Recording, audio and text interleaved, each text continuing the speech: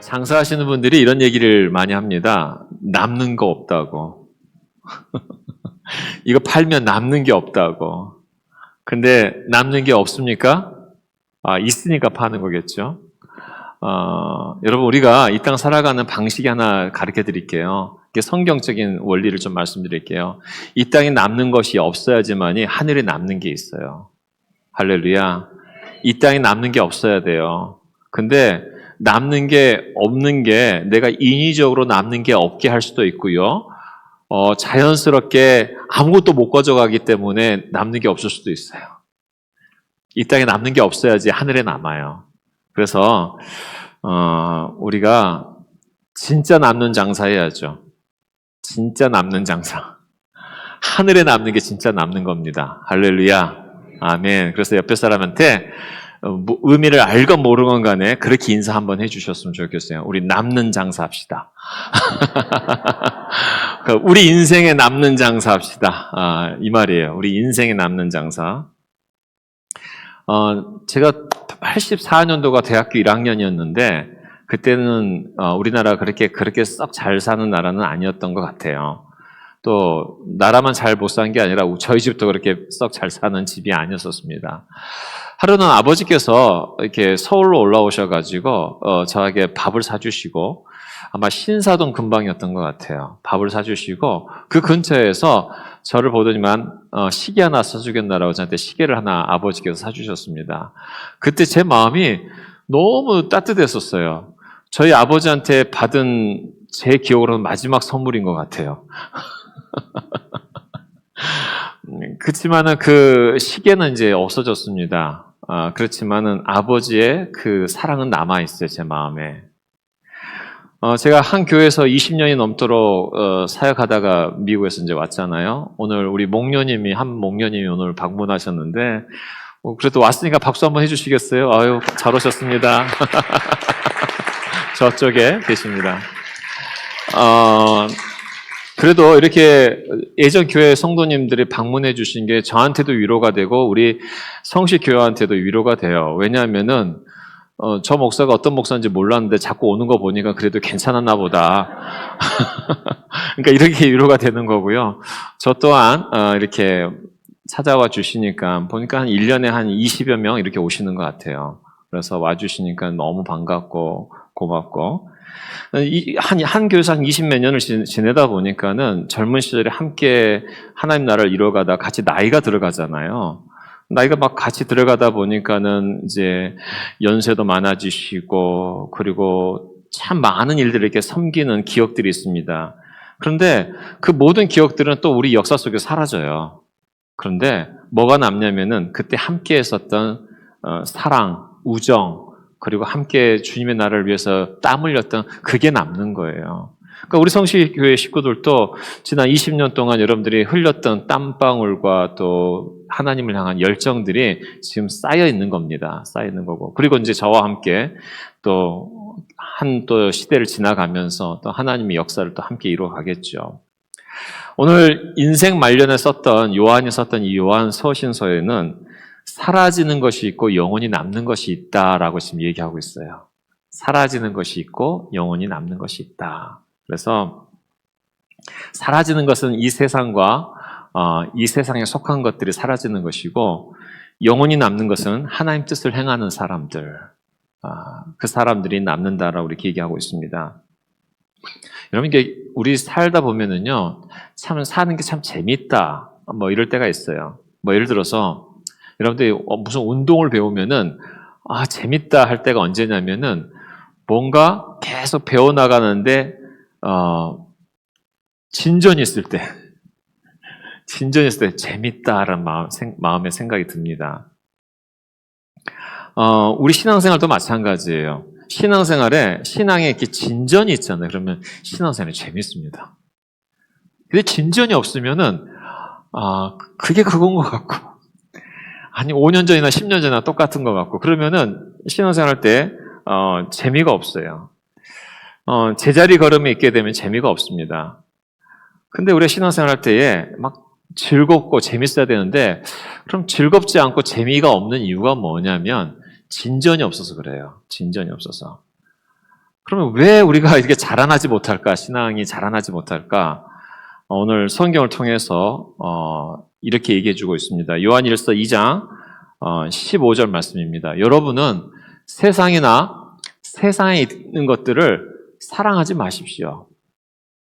누가 세상을 사랑하면 그 사람 속에서는 하늘 아버지에 대한 사랑이 없습니다. 그럼 하늘 아버지에 대한 그 사랑을 진짜 경험하면은 우리 신앙생활에 진전이 있어요. 근데 세상이나 세상 것을 이렇게 사랑하게 되잖아요. 너무 사랑하잖아요. 그러게 되면은 하나님에 대한 마음이 열리지가 않잖아요. 그리고 신앙생활에 이게 진전이 없다 보니까는 흥미가 떨어지고 재미가 없어지는 겁니다. 여러분, 우리가 신앙생활을 이렇게 잘하는 것이 우리가 정말 우리 삶의 가장 인생의 행복을 가져다 줍니다. 그러니까 즐거움을 가져다 줘요. 그래서 제가 예수님을 처음 믿는 분들에게 들었던 아주 재미있는 에피소드가 뭐냐면은 예를 들어서 이런 거였습니다. 목장에 왔는데 사람들이 술이 없어도 말을 잘하는 거예요. 야, 술이 없어도 이렇게 마음속에 있는 얘기를 할 수가 있네? 이 세상 사람들은 술이 있어야지만이 마음속에 깊이 있는 얘기를 해요. 저희 아랫집에 사는 그 젊은 친구 하나가 있는데 차 좀 빼주세요 그랬더니 목사님 제가 목사란 걸 압니다. 제가 지금 술이 취해가지고 차를 못 뺍니다. 그래서 키만 가지고 나와서 제가 빼드릴게요 해가지고 잘 빼드렸는데 제가 시간만 있었으면 그분하고 한 30분 정도 우리 같이 좀 시간 좀 보낼까 그랬을 거예요. 왜냐하면은 술이 이미 취해 있기 때문에 얼마나 마음에 편한 얘기를 할 거 아니에요. 나는 안 먹더라도. 그러면은 굉장히 좋은 또 전도의 시간이 됐을 텐데 좀 아쉬웠었어요. 그렇다고 또 세상 사람들 술 먹여가지고 전도하시면 안 됩니다. 세상 사람들은 이렇게 술이 없이 마음에 깊은 얘기를 한다는 게 잘 익숙하지가 않아요. 근데 교회 왔더니 마음속 깊은 얘기를 할 수 있잖아요. 왜? 우리가 안전하기 때문에 그래요. 여러분, 우리가 마음속 깊은 얘기를 안전하기 때문에 하는 거거든요. 그리고 안전하고 서로 나눔이 있고 그래서 근데 예수님이 있는데도 불구하고 술 먹고 깊은 얘기를 나누시면 안 됩니다. 제가 우리 성도님들은 그런 분이 아무도 없으리라고 저는 믿습니다. 근데 아무튼 좀 더 정죄하지는 않지만은 그게 그렇게 유익하지 않기 때문에 말씀드리는 거예요. 자, 그래서 우리가 정말 믿음이 자라고 재미가 있으려면은 우리가 어떻게 되느냐? 그럼 신앙은 금욕주의는 아닙니다. 그렇지만은 금욕적인 요소가 있어요. 예를 들어서 기도를 하려면은 기도하기 위해서 시간을 빼야 되잖아요. 또 말씀을 읽으려면은 말씀을 읽어서 시간을 빼야 되잖아요. 그러니까는 그런 빼는 만큼의 금욕적인 요소가 있어요. 금식도 마찬가지입니다. 금식은 단순히 배가 고픈 게 금식이 아니거든요. 여러분 어차피 인생에 큰 문제에 부딪히잖아요. 그럼 어차피 입맛이 없어요. 야, 어차피 입맛이 없어요. 그러니까는 차라리 그 입맛이 없는 그 시간에 금식으로 바꾸세요. 어차피 없으니. 그리고 그 시간에 주님 앞에 와서 기도하잖아요. 그러면은 열매가 생겨요. 열매가 생깁니다. 그래서 첫 번째 우리가 사라지는 것이 있고 영원히 남는 것이 있는데 우리가 이 땅을 살아가는 방식 첫 번째는 이 세상을 사랑하지 말아야 됩니다. 한번 읽어보십시다. 시작. 세상을 사랑하지 말아야 됩니다. 이제 이 말 하게 되게 되면 이제 갑자기 갈등이 생기죠. 나는 너무 세상을 사랑하는데 세상이 뭐냐 이거예요. 여기서 말하는 세상은 어떤 자연을 얘기하는 건 아닌 것 같아요. 여러분 자연도 하나님 만드셨잖아요. 그래서 여러분 자연을 많이 누리시기 바랍니다. 또 등산도 가시고 바다도 가시고 누리시기 바랍니다. 또 이 자연이라고 했었을 때에 사람을 또 의미하는 것은 아니에요. 왜냐하면 하나님이 세상을 이처럼 사랑하셔서 독생자를 주셨으니, 그러니까 여기서 말하는 이 세상을 이처럼 사랑하셨다 했을 때 그 이 세상이 사람이거든요. 그래서 당신의 아들을 주시기까지 우리를 사랑하셨단 말이에요. 그래서 이 세상은 사람을 의미하는 게 아닙니다. 그럼 이 세상이 뭐냐면은 결국은 이 세상이 추구하는 가치관이에요. 추구하는 가치관. 그래서 로마서 12장 2절 말씀에 여러분은 이 시대의 풍조를 본받지 말고, 이걸 다른 말로 얘기하면 이 세상의 가치관을 따라가지 말고 이 말이에요. 마음을 새롭게 함으로, 자, 마음을 새롭게 해라. 그리고 변화를 받아서 그 다음에 하나님의 선하시고 기뻐하시고 완전한 뜻이 무엇인지 분별하도록 하십시오. 이렇게 얘기를 해요. 제가 목사니까 목사의 얘기를 좀 할게요. 제가 공부할 때는요, 목사로서 성공하려면 유학을 가야 됐었어요. 왜냐면 유학 갔다 오면 좀 알아주니까. 그리고 한 줄이 올라가잖아요. 이력서에 한 줄이 올라가잖아요. 또 대학원을 가야 됐었어요. 대학원을 가도 되고 안 가도 됐었는데 목사가 되기 위해서 대학원을 가야 됐었어요. 또 이왕이면 박사를 마치면 더 좋고요. 그리고 제가 젊었을 때는 목사님들이 많은 것을 알고 있는 게 힘이었었어요. 파워였었습니다. 한 40년이 지났어요.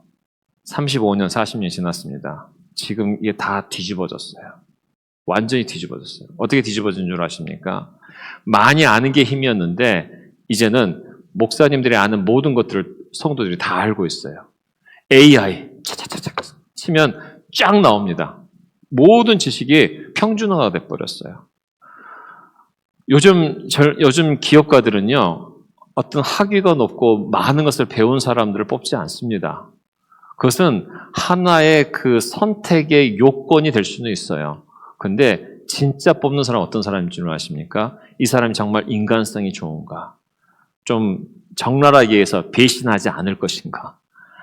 어떤 한 분야에 대해서 정말 전문성을 가지고 성실한가? 이것을 더 많이 봐요. 그러니까 이분들이 하는 얘기가 뭐냐면은 사람을 뽑고 싶은데 사람이 없대요. 사람이 진짜 없습니까? 그거는 세상이 추구하는 방향이 지금 달라지고 있는 것입니다. 다시 제 얘기로 좀 돌아와서 제가 제 삶 속에서 그러면 그것을 제가 따라갔느냐? 따라갈 수 있는 상황이 있었지만은 하나님께서 제가 했었던 방식은 이 시대의 풍조를 쫓지 않도록 저를 이끌어 주셨던 것 같아요. 그러다 보니까 어찌하다 보니까 제가 미국에서도 목회하게 되고 또 여기까지 오게 됐는데 여기까지 오게 된 모든 방식들이 하나님이 인도하신 방식들로 오게 됐었어요. 제가 그런 은혜를 경험하고 나니까는 저와 함께하는 동역자들에 대해서 제가 그런 태도를 취하게 돼요. 저는 우리 교회 함께하는 사역자들에 대해서 제가 절대 그거 보지 않습니다. 이분이 어떤 학위가 있는지, 어떤 그것이 있는지 그거 보지 않습니다. 왜냐하면은 그것만이 어떤 기준이 될 수 없기 때문에 그래요. 그래서 제가 우리 성도들도 마찬가지입니다. 누가 목자가 되고 누가 교회 리더가 돼야 되는가? 여러분 세상에 어떤 가지고 있는 기준으로 생각하지 않습니다. 얼마나 주님 앞에 충성됐는가? 얼마나 하나님 앞에서 성공한 경험이 있는가? 지금도 순종의 자리에 서 있는가? 이거 보는 겁니다. 왜냐하면 하나님이 일하는 방식이 그래서 그래요. 그래서 하나님께서는 약한 자를 들어서 강한 자들을 부끄럽게 하신다고 그러잖아요. 이게 그냥 하신 말씀이 아니에요. 내 인생에서 강하면 강할수록 하나님과 견주고 싶어하는 우리의 교만이 있어요. 내가 많이 배우면 배울수록 내가 많은 것을 알면 알수록 하나님과 견주고 싶어하는 우리의 교만이 있습니다. 그런데 하나님께서는 제일 싫어하는 게 바로 우리의 교만이거든요. 그래서 하나님께서는 어떤 사람을 쓰시느냐? 겸손한 사람을 쓰시는 겁니다. 뭐가 아무것도 없어서 그냥 겸손한 사람이 아니라 능력이 있고 힘이 있지만은 주님을 주님으로 모시는 그 사람을 쓰시는 거예요. 우리가 그러한 성도가 되어야 될 줄로 믿습니다. 이 세상의 가치관을 쫓지 말아야 된다는 것이에요. 이 세상의 가치관은 아무튼 사람들보다 더 높아야 돼요. 더 뛰어나야 돼요. 그래야지만 너는 쓰임을 받을 수 있다. 이렇게 얘기하죠. 더 나아가서 이 세상의 가치관은 결국은 인간이 온 우주의 주인이다. 이게 명제예요. 크리스천은 뭡니까?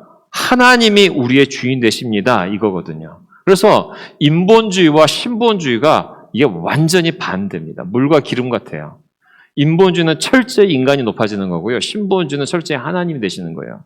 그러니까 이 세상은 어떻게 되냐면은 철저히 인본주의다 보니 어떻게 되냐면은 하나님에 대해서 이렇게 알면서도 그러니까 이 세상의 신들에 대해서 먼저 얘기해 보십시다. 그 신을 존중하지 않아요.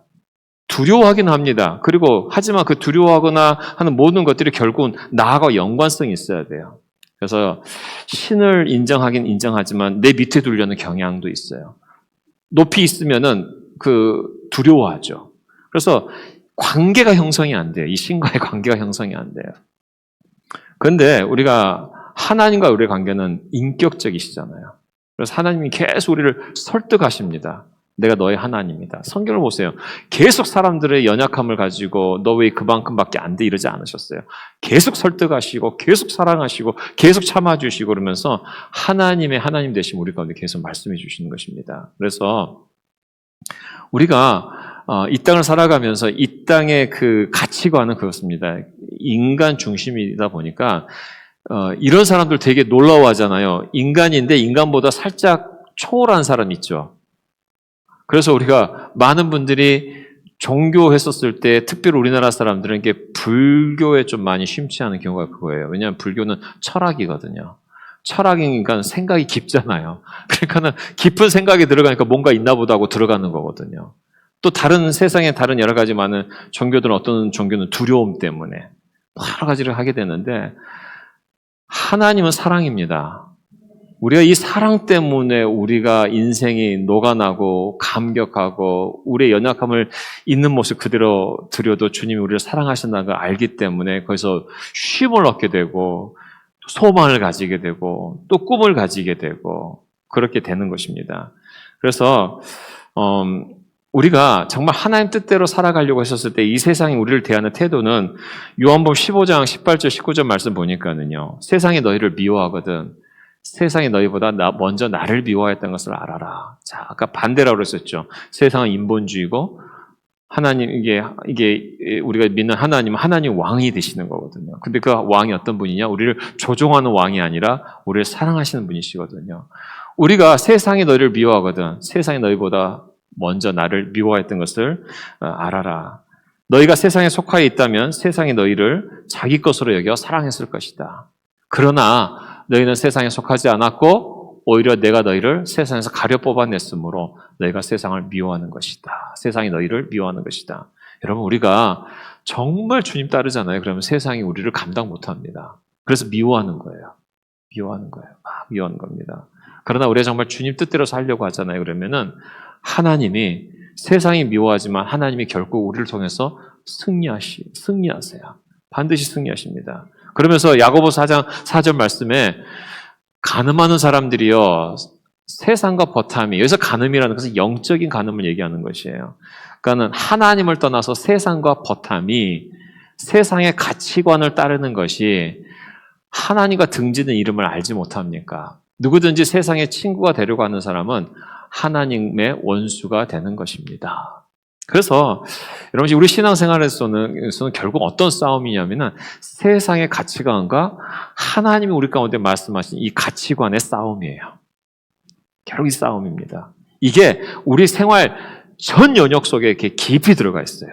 깊이 들어가 있습니다. 예를 들어서 우리 나이 드신 우리 어르신들 우리 교회에 참 많이 계시는데 우리 나이 드신 어르신들은 좀 이렇게 말씀드려서 죄송한 표현합니다. 죽을 날이 가까웠으니 죽을 준비를 잘해야 되겠다. 여러분 이게 세상의 가치관은 뭐냐면은 나이 먹으면 아무것도 할 수 없고 또 할 수 있다 하더라도 제한적이다라고 말하지만 하나님 나라의 가치관은 그게 아니거든요. 그 인생의 경륜과 경험을 통해서 마음껏 하나님께서 끝까지 쓰시거든요. 끝까지 쓰시거든요. 예를 들어서 이런 겁니다. 우리 나이 드신 분들이 힘이 없고 그 다음에 생활의 어떤 그 반경이 좁아들었다 할지라도 인생의 무궁무진한 그런 경험을 통해 가지고 그리고 마음속에 그 누구보다도 넓은 그 아량과 그 사랑으로 중보기도 하실 수 있거든요. 교회를 위해서, 나라를 위해서, 그리고 자손들을 위해서 기도할 수 있거든요. 우리가 더 블레싱 예배를 드리고 있는데 그 예배 중에 가장 하이라이트가 뭔 줄 아세요? 앞에 찬양도 아니고요. 제가 하는 설교 시간도 아니고요. 그 다음에 밥 먹는 시간도 아니고요. 가장 하이라이트는 뭔 줄 아세요?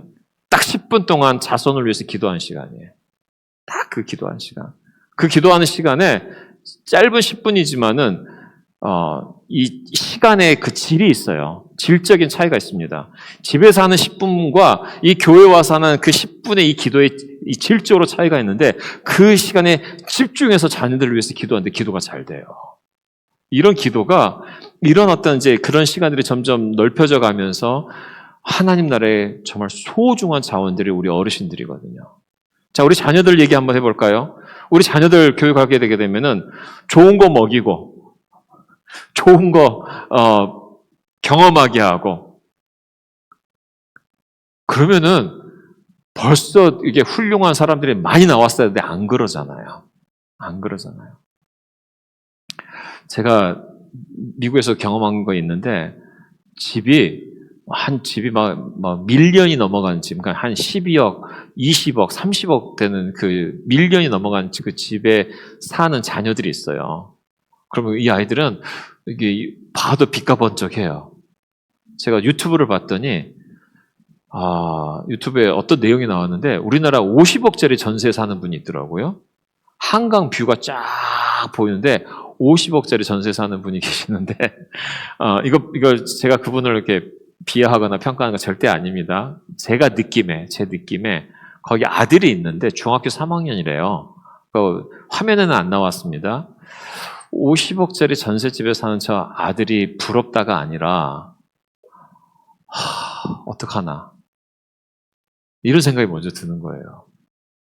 과연 이 세상을 잘 살아갈 수 있을까? 여러분, 우리가 한 가지 정말 아셔야 될 게 뭐냐면은, 우리 자녀들이 언제 철드냐면은요, 내동댕이 쳐졌을 때 철드는 거예요. 부모의 보호 속에 있을 때 철드는 게 아니라, 이게 던져졌을 때 철드는 거예요. 던져졌을 때. 제가 어제 제 펫북에다가, 제 얘기를 잠깐 써놨습니다. 왜, 어떤 얘기였냐면은, 8월 1일에는 전 항상 잊지를 못해요. 그날 유독 더웠어요. 40년 전 8월 1일은 제가 잊을 수가 없어요. 군대 간 날이었거든요. 저는 군대 갈 때 두 가지 저한테는 의미가 있었습니다. 첫 번째 의미는 뭐였냐면은 저희 형제들이 사형제인데 내년으로 넘어가면 제가 우리 집에 대학생이 3명이기 때문에 우리 부모님이 감당이 안 돼요. 그래서 내가 그 자리를 피해줘야 되겠다 해서 군대를 첫 번째 간 거고요. 두 번째로는 제가 건강해지고 싶어서 군대를, 그래서 자원하는 건 아닌데 거부하지 않았다는 거예요. 그래서 거부하지 않고 군대를 가는데 제가 부모님한테 그렇게 얘기했어요. 그 전날 저 혼자 가서 머리 다 깎고, 혼자 가서 머리 깎고 부모님한테 저 다녀오겠습니다. 잘 다녀오겠습니다 하고 고속버스를 타고 논산까지 가서 그곳에 제가 입대를 하게 됐거든요. 그때 제가 깜짝 놀랐어요. 수많은 부모들이 함께 그 자리에 왔다는 걸 그때 처음 알았어요. 많은 부모들이 와서 이렇게 축하해주고 그래서 저는 굉장히 외롭게 들어갔던 것 같아요. 생각해보니까. 사실은 근데 그게 제 인생 속에서 가장 빛나는 광야였다고 제가 표현을 해요. 왜 그러냐면은 제가 좀 던져진 듯한 그런 느낌이 있었지만은 그에 누가 계셨어요? 하나님이 계셨어요. 하나님이 계셨어요. 제 인생에 있어서 가장 빛나는 광야였었어요. 왜 그러냐면은 그때 경험과 그때 군 생활이 저의 인생에 아주 큰 줄기를 만들어 주셨거든요. 실패도 경험했었고 은혜도 경험했었고. 여러분 자녀들은 던져질 때 더 잘 자라요. 그래서 제가 이런 말씀 드리잖아요. 옆집에 키우듯이 키워라. 지금도 제가 저희 자녀들을 키울 때 옆집에 키우듯이 키웁니다. 물론 부모로서 해야 될 것이 있지만은 내가 주인 노릇하지 않겠다는 거예요. 한마디로 얘기해서.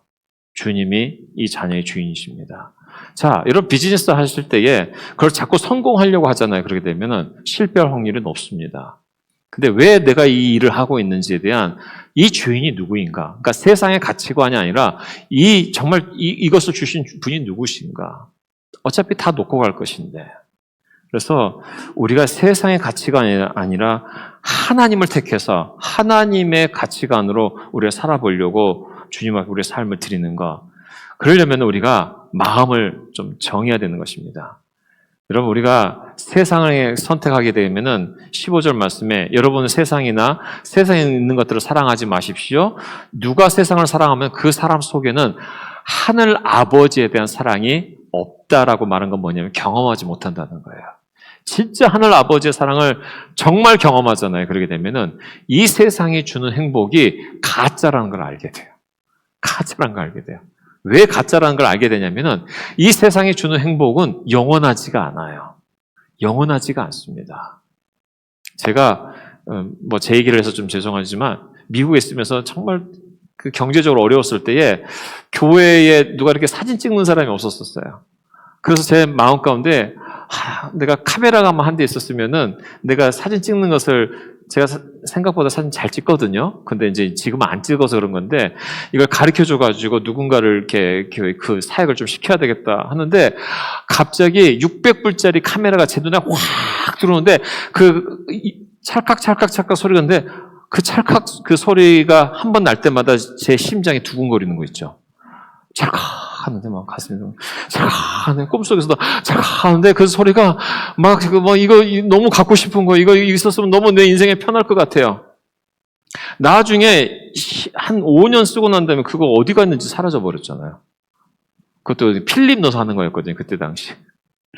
디지털 카메라가 나오기 시작하고 뭐가 나오기 시작하면서 세상이 바뀌면서 어디 갔는지 사라져 버렸어요. 그 내 가슴에 심장을 두근거리게 했었던 그게 그 행복이 평생 안 가더라 이거예요. 여러분 어떠세요? 여러분이 정말 차를 샀다던가 집을 샀다던가 아니면 그런 것들이 여러분 마음에 그때 당시에는 심장을 두근하게 하고 그런 모든 것들이 평생 가던가요? 그렇지 않거든요. 그런데 우리의 마음을 평생 우리의 마음을 두근거리게 만들고 우리로 하여금 소망을 갖게 하고 그리고 정말 이거다라고 말할 수 있는 분은 주님밖에 없어요. 이걸 이미 경험하신 분들은 아멘만 하지 말고 좀 얘기하시라니까요. 사람들한테 가서. 얘기하셔야 돼요. 그리고 보여주셔야 돼요. 왜냐하면은 이걸 경험하지 않는 분들은 이게 진짜인가? 정말 그런 일이 일어날 수 있을까? 정말 내가 내 인생에 내 모든 삶을 던질 만한 분이 우리 예수님이신가? 이것에 대한 궁금함이 있거든요. 그래서 우리가 정말 그런 삶을 우리가 서로 격려하고 경험되어졌으면 좋겠습니다. 그런 삶을 말해줄 수 있는 사람이 이번에 수련회 강사로 와요. 할렐루야. 그래서 우리 허민 목사님을 어제도 제가 통화했었는데 그런 열정을 가지고 지금 우리 교회를 위해서 지금 기도하는데 뭐라고 얘기한 줄 알았어요? 목사님, 지금 성시교회를 위해서 기도하시는 분들이 많습니다. 그래서 왜요? 그랬더니 제가 가는 곳마다 제가 성시교회에서 지금 수련회 인도해야 되는데 예수 기도해 주십시오라고 이렇게 기도하는 분들이 많다는 거예요. 그런 열정이 있는 분이 와서 우리에게 그 마음을 전달해 줄 때에 여러분 우리가 정말 세상을 선택하지 말고 우리 하나님을 선택하도록 하십시다. 하나님을 선택하게 되면은 우리 인생 가운데 세상 속에서는 미움을 받을지 몰라도 하나님께로는 칭찬이 있는 것입니다. 그래서 하나님 선택하게 되면은 때로는 세상에서 이상하게 여김을 받을 수도 있어요. 근데 하나님 편에 섰을 때 약속해 주신 게 있습니다. 마태복음 6장 33절 다 같이 읽어보실까요? 시작. 너희는 먼저 하나님 나라와 하나님의 의를 구하여라. 그리하면 이 모든 것을 너희에게 더하여 주실 것이다. 자, 그러면 하나님 나라와 하나님의 의가 무엇인지 너무 추상적이잖아요. 그렇죠. 근데 기도해 보시면 알아요. 하나님 나라와 하나님의 의를 구하는 게 무엇입니까? 기도해 보시면 돼요. 예를 들어서 이겁니다. 하나님, 제가 세상의 친구들을 만나러 갑니다. 그럼 술자리에 하게 될 거 아니에요? 그럼 기도해 보세요. 하나님, 제가 그 술자리에 가서 제가 어떻게 해야 될까요? 딱 기도만 하시면 답이 딱 나와요. 같이 술 먹고 그냥 즐기고 이게 아니고 이 친구들을 위해서 내가 어떻게 그리스도의 내 모습을 보여줄 것인가 생각하게 돼요. 그러면은 행동이 나오게 되잖아요. 하나님 나라 의를 구하는 게 뭐겠습니까? 오늘 여러분 직장 일터 속에 갔을 때에 나를 굉장히 스트레스 받게 하는 직장 상사가 있다고 해보십시다. 하나님 나라와 하나님 의를 구하는 게 제가 이 상황에서 무엇입니까? 물어본다면은 여러분 같이 성낼 수 있어요? 아니죠. 또 다른 행동이 나오겠죠. 이런 것들이 쌓여가면서 하나님의 마음을 알게 되는 것이에요. 불편스러운 어떤 관계 속에서 하나님 나라 의를 구하는 게 무엇입니까? 물어보세요. 그러면은 내가 힘들어도 내가 용서하기로 결정하는 어떤 그런 결정을 또 하게 되지 않겠어요? 여러분들이 주님 앞에서 주님의 일을 이렇게 얘기 들었을 때 하나님 제가 어떻게 할까요? 물어보시잖아요. 그러게 되면 하나님께서 우리 가운데에 가르쳐 주신 어떤 포인트들이 다 있어요. 누구에게나 다 있습니다. 그러면은 그거 한번 순종해 보는 거예요. 그 작은 거 한번 딱 순종해 보는 겁니다. 딱 순종해 보고 나면은 그 작은 것들이 쌓여가지고 하나님 나라와 의를 구한다는 게 이런 거구나는 것을 몸으로 이렇게 느껴지기 시작하는 것이에요. 느껴지기 시작하는 것이에요. 저는 우리 성도님들이 아직은 제가 명단을 받지는 못했지만은 이번 수련회에 참 많은 분들이 헌신했다는 소식을 들었어요. 와, 너무 놀라운 일이죠. 근데 제가 명단을 이렇게 알지 않는 이유는 지금 현재는 제가 달라고 하지 않는 이유는 뭐냐면은 예를 들어서 여러분들이 목사님이 알아줬으면 하는 바람으로 하신 분이 없기를 바라는 거예요. 또 사람들이 알아주면 해서 하는 바람이 없기를 바라는 거예요. 여러분들이 하나님 앞에 드려지는 그 헌신이 사람에게 칭찬받는 순간 열매가 없어져요. 그래서 오른손이 하는 일을 왼손이 모르게 하라고 하시는 이유가 바로 그거예요. 내가 사람에게 칭찬받기 시작하잖아요. 그러게 되면은 하늘의 상이 깎인다니까요. 깎여요. 그래서 신앙이 성숙한 사람일수록 어떤 일들이 일어나냐면은 사람에게 칭찬받는 게 아니라 하나님 앞에 칭찬받는 것을 즐기는 사람이 되기 시작하는 것입니다. 할렐루야. 아멘. 사람에게 칭찬받는 걸 정말 좋아하는 사람을 제가 알고 있는데 그 사람이 있어요. 사람들이 막 저한테 이렇게 칭찬해주면은 막 행복했던 사람이에요. 근데 신앙이 성숙한 게 뭐냐면은 그런 마음이 점점 사라지고 이제 알아주지 않아도 정말 주님이 기억하시면 나는 족하리 그 찬양 있잖아요. 주님이 기억하시면 족하리. 그래서 그 기대로 살아가기 시작하잖아요. 그러게 되면은 우리 마음에 그런 은혜들이 막 생기기 시작하는 것이에요. 그래서 여러분 우리가 정말 행복을 위해서 살려고 할 때 있잖아요. 그러면은 내 자신의 행복을 좀 포기하시고 하나님의 행복을 좀 추구하십시다. 할렐루야. 그러면 하나님께서 우리 가운데 진짜 행복을 주세요. 내가 성공해보자 그러면 안 되는데 하나님 나라를 위해서 한번 내가 성공해보자 그러잖아요. 그러면은 하나님이 내가 포기했던 성공까지도 허락해 주세요. 내가 세상 사람들에게 인정받으려고 세상의 가치관이 그거거든요. 인정받으려고 애쓰다 보면은 사람들이 나를 안 알아주고 그러게 되면 막 속이 속상하고 그런 욕구들이 막 생기는데 내가 하나님께만 인정받겠노라고 결정하잖아요. 그러게 되면은 여러분 마음에 진짜 평화가 옵니다. 진짜 평화가 옵니다. 그래서 여러분 하나님 편을 우리 딱 정하십시다. 그래서 여러분 그래서 정말 딱 편을 정하잖아요. 그러면은 한번 따라서 해보세요. 이 세상에 남는 게 없는데 저 위에서 남는 게 있다. 예, 맞아요. 이 세상에 남는 것은 좀 부족해도 하나님 나라에 남는 게 있어요. 그래서 우리가 진짜 인생은요, 남는 장사 해야 되잖아요. 그래서 이 세상에서 남기려고 하지 말고 하나님 나라에 남기는 그런 인생 되기를 우리 주의 이름으로 소원하십시다. 두 번째로는요, 이렇게 처음에는 세상의 것을 사랑하지 말라고, 세상을 사랑하지 말라고 그랬는데 두 번째 한번 읽어보십시다. 시작. 세상에 있는 것들을 사랑하지 말아야 된다. 우리 정말 영원히 남는 것을 살아가기 위해서는 세상에 있는 것. 자, 16절 말씀 한번 보십시다. 16절의 말씀 시작.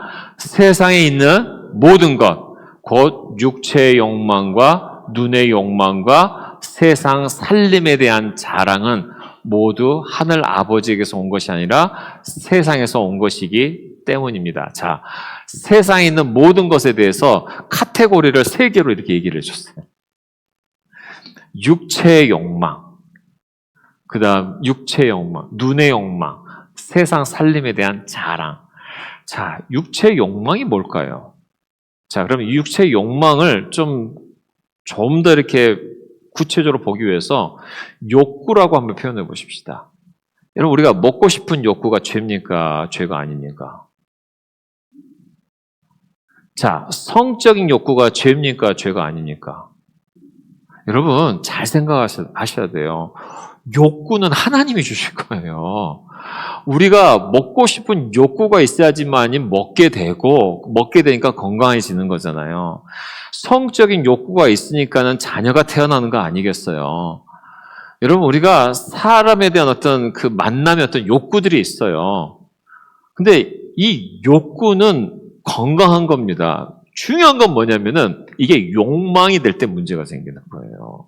먹는 욕망이 생기니까 내가 과다하게 섭취하게 되고 잘못된 것을 먹게 되니까 우리가 문제가 생기는 거잖아요.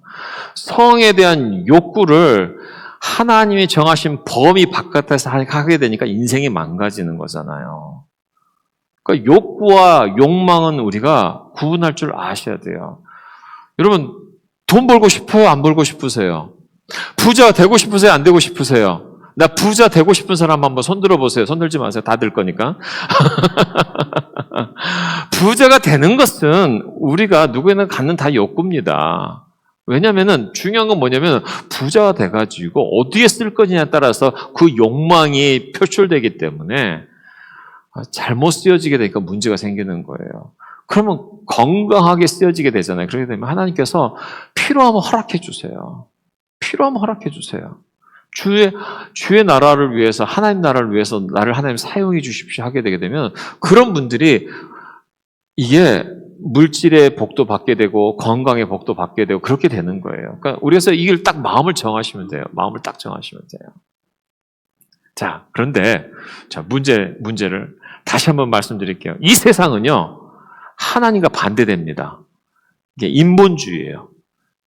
하나님은 하나님 중심으로 돌아가야 되거든요. 하나님이 영광 받으셔야 되거든요. 자, 그런데 이게 우리 크리스찬 중에 인본주의적 크리스찬이 있을 수 있어요. 무슨 말이냐? 이 세상의 가치관을 따라가면서 하나님을 믿는 사람이 있어요. 자, 이 세상의 가치관을 가지고 있으면서 하나님을 믿으면서 이걸 자꾸만 바꿔가는 사람이 있어요. 그러면 믿음의 성숙이 일어납니다. 그런데 이 세상의 가치관을 전혀 내려놓지 않으면서 하나님을 믿는 사람들의 특징이 뭔 줄 아세요? 하나님을 이용해 먹는 겁니다. 하나님을 이용해 먹는 거예요. 그래서 이런 분들의 특징이 뭐냐면은 좀 죄송한 표현이지만 혹시 내가 그런 속에 속해 있으면은 회개하면 돼요. 몰라서 그런 거니까. 내가 원하는 대로 기도 안 들어졌다고 하나님 앞에 삐지는 사람. 이게 바로 인본주의적 크리스찬이에요. 내가 원하는 게 아니라 하나님께서 원하시는 게 무엇인가 물어봐야 되잖아요. 여러분, 병이 안 났다고 하나님 앞에 삐지면 어떻게 돼요? 여러분, 병이 안 나았을 수도 있죠. 하나님께서 내가 병이 있음에도 불구하고 하나님, 이 병의 주관자도 하나님이십니다라고 고백하면서 신실하게 살아가는 사람이 하늘의 복을 받는 거예요. 하늘의 상이 있는 거예요. 제가 잊을 수 없는 한 분이 계세요. 아직도 저는 그분을 사모하고 연모합니다. 여잔데. 최영계 목사님 사모님이세요. 그 사모님은 40대 초반에 40대에 자궁암으로 이제 6개월밖에 못 산다고 하셨어요. 근데 그분이 75세에 돌아가셨어요. 20년을 넘겨 사셨어요. 그래서 MD 앤더슨이라는 거기 병원에서 이분은 조사 대상이다. 그런 분이세요. 연구해야 될 분이다. 근데 그분이 하신 말씀이 있어요. 저한테 하셨던 말씀, 그리고 성도들한테 하신 말씀. 목사님, 병은요, 달래가면서 사는 거예요. 암은요, 달래가면서 사는 거예요. 여러분, 혹시 우리 안에 어떤 큰 질병이 있어서 고통 가운데 계신 분들 있죠? 거기에 집중하면은 계속해서 거기에 묵상하게 되면은 계속해서 그 병이 나를 사로잡습니다. 근데 내 안에 있는 질병을 인정하고 하나님께 집중하는 거예요. 내가 이렇게 아픔에도 불구하고 내가 하나님을 위해서 해야 될 게 뭐가 남아있지? 내가 정말 주를 위해서 할 게 뭐가 남아있지? 그리고 25년을 사시더라고요. 그러니까 이 가정교회라는 이 사역을 최영계 목사님께서 마음껏 하실 수 있도록 그렇게 하셨어요. 이게 인본주의적 크리스찬은 뭐냐면은 모든 게 초점이 자기에게만 있어요. 이 초점을 바꿔서 하나님께 바꿔놓는 겁니다. 주님, 내가 지금 이런 어려움이 있어요. 그렇지만 내가 주님 앞에서 그래도 이런 상황 속에서도 제가 주님께 할 일이 뭐가 있어요? 그리고 그것이 무엇이 됐든지 간에 충성해 가는 겁니다. 할렐루야. 그럴 때에 하나님께서 우리 가운데 주시는 그런 은혜들이 있어요. 자, 그래서 육체의 욕망이라는 게 바로 그겁니다. 우리가 육체의 욕망이라는 것은 우리의 욕구와 욕망을 잘 구별할 줄 아셔야 됩니다. 눈의 욕망은 뭐냐면 명예욕이에요. 권력이에요. 남들이 나를 추앙해 주는 거예요. 눈의 욕망이에요. 우리 얼마나 그런 게 많습니까? 내가 나의 가치가 뭐예요? 내가 어떤 보석을 많이 했을 때 내 가치가 생깁니까? 내가 뭔가를 많은 것들을 내가 명예를 가질 수 있는 것들을 많은 것을 있었기 때문에 내가 가치가 생깁니까? 다 내려놓게 되거든요. 우리 진짜 가치는 하나님의 사람이냐 아니냐예요. 저 사람이 정말 하나님을 경외하는 사람인가 아닌가. 이게 인생의 진짜 가치입니다. 이게 진짜 가치예요. 그렇다고 해서 버리라는 게 아니라 그곳에 내 마음을 더 많이 두지 않는 거예요. 내가 그동안 쌓아왔던 것에 내 마음을 두지 않는 거예요. 왜냐하면은 어차피 다 놓고 갈 거거든요. 그럼에도 불구하고 하나님께 내 삶의 가치를 두는 거. 이게 눈의 욕망. 또 세상에 있는 것들 하나가 뭡니까? 세상 살림에 대한 자랑. 뭘 얘기하는 거예요? 돈이잖아요, 돈. 돈에 대한 자랑. 자랑할 것이 없으면 어떻게 돼요? 괜히 또 위축되고. 그럴 필요 없다는 거예요. 없다는 거예요. 여러분, 우리가 뭔가를 소유할 때에 얼마든지 나를 통해서 다른 사람에게 갈 수도 있다는 것도 인정하셔야 돼요. 아무리 좋은 걸 할지라도 나에게 필요 없으면 나눌 줄도 알게 되고. 그러면서 이 소유라는 것이 나를 통해서 흘러가도록 만드는 것이 하나님의 방식이거든요. 이걸 꽉 쥐고 있게 되게 되면 모두가 가난해져요. 모두가 가난해지는 겁니다. 근데 우리 성시교회 식구들은 너무 놀라운 것은 정말 이번에 수련회를 위해서 기꺼이 이렇게 푸셨다는 소식을 듣고 누가 얼마만큼 하셨는지 저는 아직은 모릅니다. 하지만은 제가 언젠가 이제 보고를 받겠죠. 정말 여러분들이 최선을 다해 주시는 모습, 오히려 그런 모습 때문에 많은 분들이 혜택을 누리면서 같이 함께 이렇게 수련회를 준비하실 수가 있는 것 같아요. 이제 말씀을 좀 마무리하려고 합니다. 요한은 세상과 세상에 있는 것들을 사랑하지 말아야 될 두 가지 이유에 대해서 얘기했습니다. 첫 번째가 하나님과 공존할 수 없기 때문에. 이 세상의 것들은 하나님과 공존할 수가 없습니다. 그렇기 때문에 우리가 이 세상을 자꾸 사랑하게 되잖아요. 그렇게 되면 세상의 가치관을 따라가게 되게 되면 믿음이 자라나지가 않아요. 믿음이 자라나지 않습니다. 그래서 16절 다시 한 번만, 육체의 욕망과 눈의 욕망과 세상 살림에 대한 자랑은 모두 하늘 아버지에게서 온 것이 아닙니다. 세상에서 온 것입니다. 라고 이렇게 얘기하고 있어요. 그래서 여러분들, 우리가 마음을 딱 정하십시다. 재물에 대해서 마태복음 6장 24절 이렇게 얘기하죠. 아무도 두 주인을 섬길 수 없다.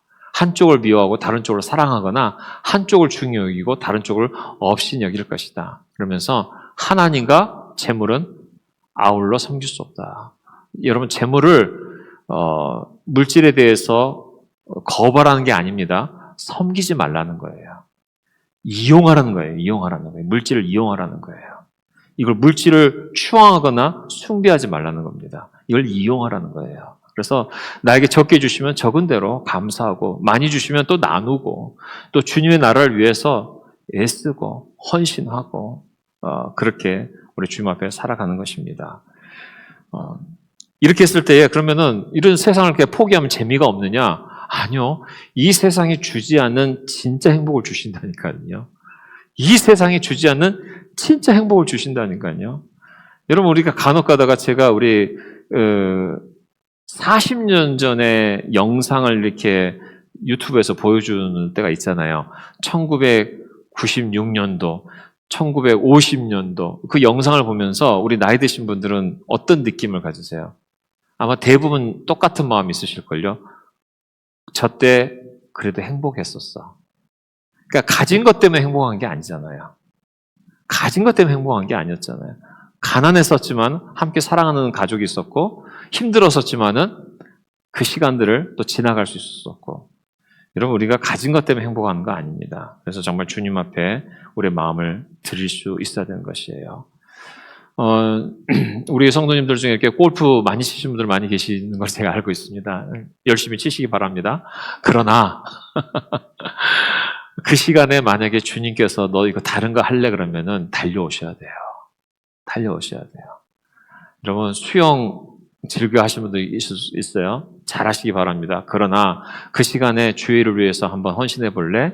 할 때 그것도 포기할 수 있으셔야 돼요. 우리가 정말 주님을 위해서 이 세상의 가치관이 아니라 주님의 가치관을 따라가는 겁니다. 자, 그래서 두 번째로 세상의 것들은 사라지는 것입니다. 그래서 하나님과 공존할 수 없고 두 번째로 제가 요약해 드리는 것은 세상의 것은 사라지기 때문에 그래요. 17절 말씀에 이 세상도 사라지고 이 세상의 욕망도 사라지지만 하나님의 뜻을 행하는 사람은 영원히 남습니다. 제가 어젯밤에 이 말씀을 이제 소리내서 막 읽었거든요. 이 세상도 사라지고 이 세상의 욕망도 사라지지만 하나님 뜻을 행하는 사람은 영원히 남습니다. 하는데 갑자기 울컥하는 거예요. 왜 울컥했을까요? 그래도 조금이라도 이렇게 살아봤으니까 울컥한 게 나온 거예요. 조금이라도 살아보면은 울컥해져요. 그래, 내가 이 땅에서 많이 못 누렸지만 하나님께서 기억해 주시겠지. 하나님께서 나를 기억해 주시고 하늘의 상급으로 나를 주시겠지. 그래, 내가 이 땅에서 많은 걸 누리지 못했다 할지라도 또 누릴 수 있음에도 불구하고 나눴던 그 삶을 우리 하나님 기억하시겠지. 내가 젊은 시절 주님 앞에 드렸던 헌신들, 내가 정말 없는 중에 주님 앞에 드렸던 나의 헌신들, 어떻게든지 예배를 위해서 예배를 정말 잘 드려보고 싶어 했던 그런 나의 마음들, 정말 어려운 중에서도 정말 이웃들과 함께 나눴던 나의 마음들 주님께서 기억해 주시겠지. 영원히 남다니까. 그럴 때 울컥하는 마음이 와요. 우리 모든 분들에게도 그런 은혜가 있기를 바랍니다. 그래서 영원한 곳에 투자해서 하나님의 뜻을 행하는 사람은 영원히 남습니다. 그래서 우리 천국 갔었을 때에 우리 정말 서로 만났을 때에 영원히 남는 것 같고 서로 자랑하고 영원히 남는 것으로 서로 격려하고 그런 저와 여러분 되시기를 주의 이름으로 축원드립니다. 다 같이 함께 기도하시겠습니다. 우리 한 1분 정도만 오늘 나에게 주시는 주님의 말씀 무엇인지 들으시고 그리고 함께 기도했으면 좋겠습니다. 주오신 하나님 아버지, 이 시간 저희들이 주의 음성을 듣습니다. 오늘 말씀을 통해서 성령님께서 저희들 각 사람에게 말씀해 주시는 부분이 무엇이 있습니까?